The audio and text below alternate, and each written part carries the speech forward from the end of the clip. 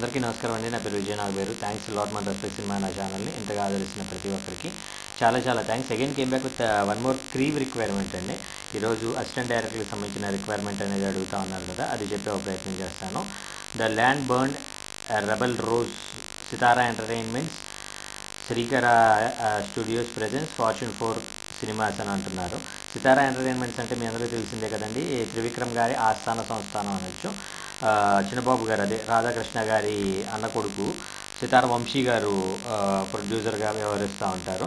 So గతంలో వీరు ఏం సినిమాలు చేశారంటే చాలా సినిమాలు చేశారండి. ఇప్పుడు బాబు బంగారం కావచ్చు, ప్రేమం ఏది నాగ చైతన్య గారి ప్రేమం కావచ్చు, శైలజారెడ్డి అల్లుడు కావచ్చు, జెర్సీ కావచ్చు, రణరంగం, భీష్మ, రంగ్దే, వరుడు కావలను, డీజే టిల్లు, భీమ్లా నాయక్, అలాగే Swathi Muthyam, బుట్టబొమ్మ, వాతి sir, mad, Aadikeshava, Tillu square, gangs of Godavari, ఇవన్నీ చేసింది వేరే వాళ్ళు కదా అంటే ఇప్పుడు వీటన్నిటికీ వీళ్ళు కో ప్రొడ్యూసర్గా వ్యవహరించారన్నమాట.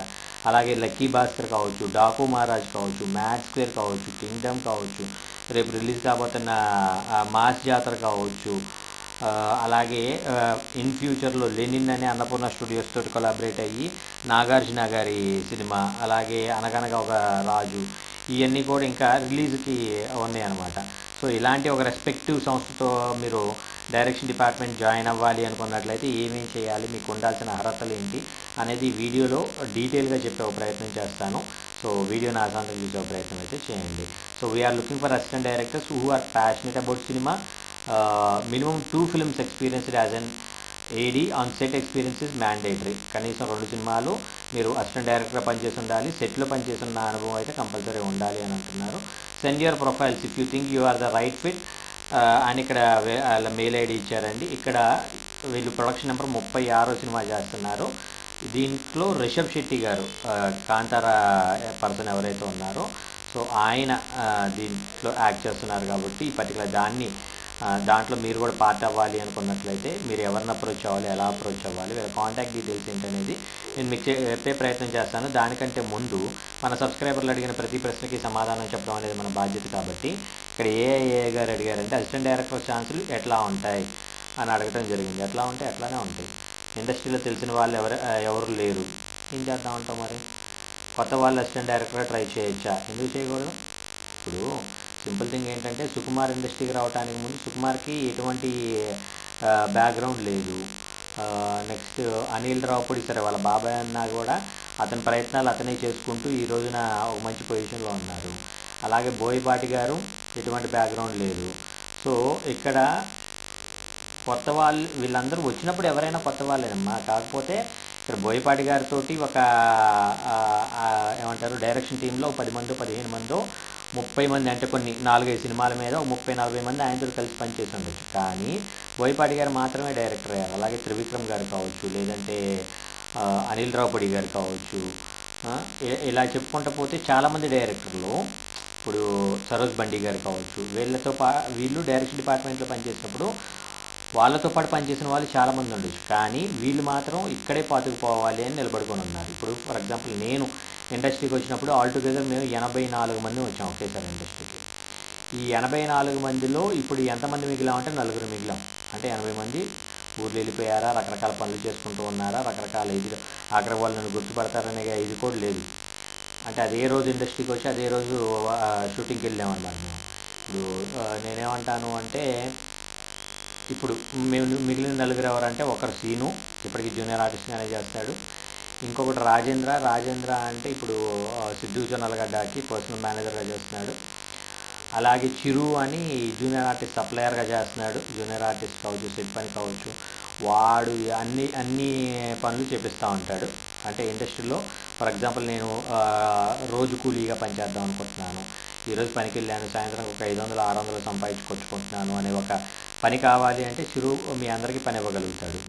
నెక్స్ట్ నేను యాజ్ ఎ రైటర్గా నేనున్నాను. మేము 4 మిగిలాం. 84 మందిలో మరి 80 మంది వెళ్ళిపోయారు కదా. అలాగే ఇక్కడ నేను చచ్చిపోవటానికైనా ప్రిపేర్డ్గానే, ఇండస్ట్రీ వదలటానికి నేను ప్రిపేర్డ్గా లేను అనుకున్నట్లయితే ఇండస్ట్రీ ఏదో ఒక రోజు మిమ్మల్ని గట్టిగా హర్ట్ చేసుకోవడానికి రెడీగా ఉంటుంది. అలా కాకుండా ఓ ప్రయత్నం చేద్దాం, వెళ్దాం, ఒక ట్రై చేద్దాం, ఓ 6 రోజులు ఉందాం, ఒకవేళ వర్కౌట్ అవ్వకపోతే రిటర్న్ వచ్చేద్దాం అనుకున్నట్లయితే ప్లీజ్ మీరు ఇండస్ట్రీకి రాకండి. మీ వల్ల ఇండస్ట్రీకే కాదు మీకు కూడా ఎటువంటి ప్రయోజనం ఉండదు.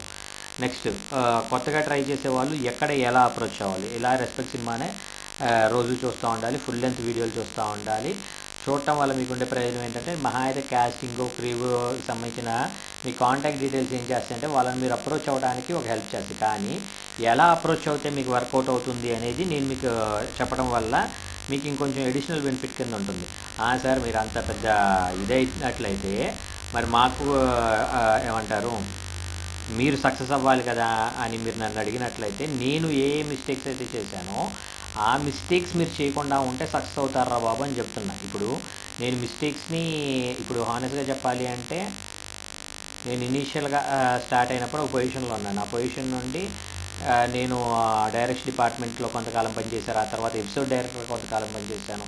ఆ తర్వాత రైటింగ్ సైడ్ వచ్చాను. ఇప్పుడు నేను రైటింగ్ సైడ్ వచ్చిన తర్వాత మళ్ళీ నేను కొన్ని పనులు చేయలేను ఇండస్ట్రీలో. సో అలాంటి ఒక పర్టికులర్ సినారియోలో నేనేమంటాను అంటే నేను పెద్ద పెద్ద సినిమాలకి పెద్ద పెద్ద రైటర్ల దగ్గర పనిచేస్తున్నప్పుడు మళ్ళీ చిన్న సినిమాల దగ్గరికి వెళ్ళి ఈరోజు కొత్తగా పేపర్ పెన్ పెట్టుకొని వచ్చినట్టు కొన్ని పనులు చేయలేను. అదే మీరైతే చేసుకోగలుగుతారు, ఎందుకంటే మీరు ఇంకా ఎంట్రీ లెవెల్లోనే ఉన్నారు కాబట్టి. మీరు చేసుకున్నట్లయితే ప్రాపర్గా అంటే ఇప్పుడు ఫర్ ఎగ్జాంపుల్ నేను ఇన్ని సినిమాలు ఎంత ఎక్స్పీరియన్స్ పెట్టుకొని నాకు ముందే భజన చేయడం రాదు, వెళ్ళి భజన చేయలేను. కానీ నేనేమంటాను అంటే అది కంపల్సరీ ఒక పెద్ద స్కిల్. ఇప్పుడు మీకు ఏమంటారు, రైటింగ్ అనేది మీ స్కిల్ అనుకోండి, లేదు ఒక సీన్ ఎక్స్ప్లెయిన్ చేయగలగడం అనేది మీ స్కిల్ అనుకోండి, లేదు ఒక ఆర్టిస్ట్తో చాలా అర్థమయ్యేటట్టు సీన్ ఎక్స్ప్లెయిన్ చేయగలగడం అనేది ఒక స్కిల్ లాగే భజన చేయడం కూడా అనేది ఒక స్కిల్. అది చాలా ఇంపార్టెంట్. అదేమీ తప్పుది కాదు, అదేం చేతకాంది కాదు. కానీ నేను మీ అందరికీ ఏం చెప్తాను అంటే ఆ స్కిల్ని ప్రాపర్గా యూజ్ చేసుకున్నట్లయితే మీరు సక్సెస్ అవ్వడానికి పాసిబిలిటీ ఉంటుంది అనేది నా మెయిన్ ఇది. సో అలాంటి ప్రయత్నాలు మీరు అందరూ చేస్తే మీరందరూ కరెక్ట్గా సక్సెస్ అవ్వడానికి పాసిబిలిటీస్ ఉంటాయి. కాస్త డీటెయిల్గా చెప్పండి అన్న ప్లీజ్ అని అడగడం జరిగింది. సో నేను చాలా డీటెయిల్గా చెప్తున్నాను. ఇప్పుడు ప్రజెంట్ డైరెక్షన్ డిపార్ట్మెంట్కి మెయిన్గా ఉండాల్సిన స్కిల్స్, ఫర్ ఎగ్జాంపుల్ మీరు అప్రెంటిస్ పొజిషన్లో అసిస్టెంట్ డైరెక్టర్ పొజిషన్లోనే మీరు ఉన్నట్లయితే మీకు మెయిన్గా రావాల్సింది ఏంటి అంటే you need to know how to type script. Telugu typing అనేది కంపల్సరీగా వచ్చి ఉండాలి. అది మీ ఫాంట్ కావచ్చు, లేదంటే గూగుల్ ఫాంట్ కావచ్చు, ఏదైనా కానీ తెలుగు టైప్ చేయడం అనేది వచ్చి ఉండాలి. వన్ లైన్ ఆర్డర్ అంటే ఏంటి, సినిక్ ఆర్డర్ అంటే ఏంటి, అంటే మీకు పచ్చిగా చెప్పాలంటే ఎంఎస్ ఆఫీస్, ఎంఎస్ వర్డ్ మీద భయంకరమైన కమాండ్ ఉండాలి మీకు. సో ఇది ఎప్పుడైతే ఉంటుందో అప్పుడు మిమ్మల్ని ముందు డైరెక్షన్ డిపార్ట్మెంట్లో తీసుకోవడానికి ఎంతో కొంత ఆలోచించగలుగుతారు. ఆ తర్వాత మీకు ఇంకా ఏమి స్కిల్స్ ఉండాలి, ఫస్ట్ డైరెక్టర్ని ఒబే చేస్తూ రెస్పెక్ట్ చేస్తూ ఆయన చెప్పింది ఏదైతే ఉందో అది చేయడం అనేది మీకు అంత సహనం మీకు ఉండాలి. ఇప్పుడు కొన్ని సందర్భాల్లో ఏమనిపిస్తుంది అంటే డైరెక్టర్ ఉల్ఫాకాను వాడికి ఏం తెలియదు, వాడు లక్కీగా డైరెక్టర్ అయిపోయాడు, ఆ పొజిషన్లో నన్ను ఉన్నట్లయితే నేను తార తీసేసేవాడిని అనుకుంటాం. కానీ ఇక్కడ నీకు తెలియాల్సిన నిజం ఏంటంటే నువ్వు అంత తోపుతురుం కానివైతే నువ్వు ప్రొడ్యూసర్ని పట్టుకోవచ్చు కదా, నువ్వు డైరెక్షన్ చేయొచ్చు కదా. ఆ డైరెక్టర్ దగ్గరకు వచ్చి అసిస్టెంట్ డైరెక్టర్కి ఎందుకు పనిచేస్తావు? నువ్వు మానేసెళ్ళు. ఓ 2 నెలలు 3 నెలలు ఆకలి అయితే 4వ నెలగా నీకు అర్థమైపోద్ది, ఓహో మనకంత సీన్ లేదనమాట. ఆ డైరెక్టర్ పిలిచి పనిచ్చినప్పుడు మనం ఎక్స్ట్రాలు చేయకుండా ఉండాల్సింది, ఎక్స్ట్రాలు చేయడం వల్ల మనం బొచ్చి బయట వేసుకున్నాం అన్న క్లారిటీ నీకు వస్తుంది. సో మెయిన్గా ఇక్కడ డైరెక్టర్ చెప్పినట్టు వింటూ తెలుగు టైపింగ్ అది వస్తూ నీ వల్ల ప్రొడక్షన్ హౌస్కి ఎంతో కొంత బెనిఫిట్ అవ్వాలి తప్పించి నీ వల్ల ప్రొడక్షన్ హౌస్ సఫర్ అవ్వకుండా ఉండగలిగినట్లయితే నువ్వు అసిస్టెంట్ డైరెక్టర్గా ఉండడానికి అర్హులు. సో అంతకుమించి పెద్ద కష్టపడాల్సిన అవసరం ఏమీ లేదు. సో అలాగా నువ్వు చేయగలవు అనుకున్నట్లయితే మీరు అందరూ కూడా అప్రోచ్ అవ్వచ్చు. వీళ్ళని అప్రోచ్ అవ్వాలి అనుకున్నట్లయితే వీళ్ళ కాంటాక్ట్ నెంబర్ వచ్చేసి కాంటాక్ట్ నెంబర్ వీళ్ళేమీ ఇవ్వలేదండి, మెయిల్ ఐడి ఇచ్చారు. ఆ మెయిల్ ఐడి చెప్తాను, నోట్ చేసుకోండి. CREW prod 3636@gmail.com అనేది వీళ్ళ మెయిల్ ఐడి. సో ఇది రిషబ్ శెట్టి గారు చేస్తున్న సినిమా, అలాగే సితారా వంశీ గారు, శ్రీకర స్టూడియోస్, అలాగే ఫార్చ్యూన్ 4 సంయుక్తంగా నిర్మిస్తున్న సినిమా కాబట్టి ఇలాంటి ఒక రెస్పెక్టివ్ సినిమాలో మీరు కూడా తప్పకుండా పార్ట్ అవ్వండి. సో వీడియో నచ్చిందా లైక్ చేయండి, వీలైనంత ఎక్కువ మందికి షేర్ చేయండి. ఎవరైతే సబ్స్క్రైబ్ చేసుకోకుండా చూస్తున్నారో please do subscribe. And disclaimer అని మీ అందరికీ తెలిసిందే కదా, నేను పెట్టే ఏ పర్టికులర్ కాస్టింగ్ రిక్వైర్మెంట్కి నాకు ఎటువంటి వ్యక్తిగతమైన లావాదేవీలు వీళ్ళెవరో కూడా నాకు తెలియదు. వీళ్ళలో ఎవరైనా మిమ్మల్ని డబ్బులు అడిగినా మోసం చేసే ప్రయత్నం చేసినా నమ్మకండి, మోసపోకండి, జాగ్రత్తగా ఉండండి. వీడియో నచ్చినా లైక్ చేయండి. Thank you and all the best.